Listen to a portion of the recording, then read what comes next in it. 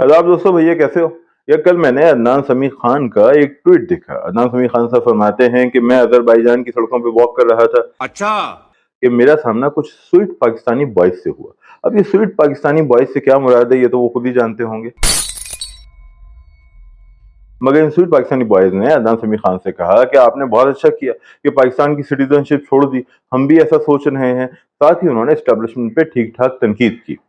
अदनान समी खान साहब को ये बात नहीं बहुत अच्छी लगी और उन्होंने एक ट्वीट मार दिया।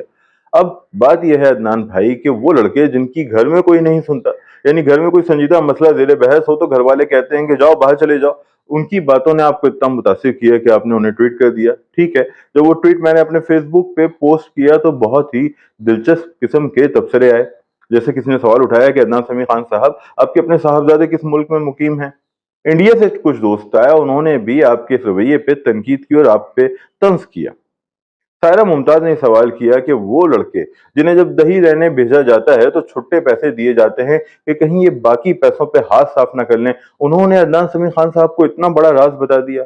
और हमारे दोस्त सैयद काशिफ रजा ने बहुत ही काटदार तबसरा किया। कहते हैं कि अदनान समी खान साहब से ये पूछें कि उनके वालिद साहब क्या करते थे, क्योंकि उनके वालिद जनरल याहिया के एडीसी रहे थे, यानी इसी फौज के मुलाजिम थे जिस पे वो कड़ी तनकीद कर रहे हैं, जिसके खिलाफ वो ट्वीट्स करते हैं। तो बहरहाल जो भी हुआ, मैं ये कहना चाहूंगा कि major Adnan, well done, keep it up.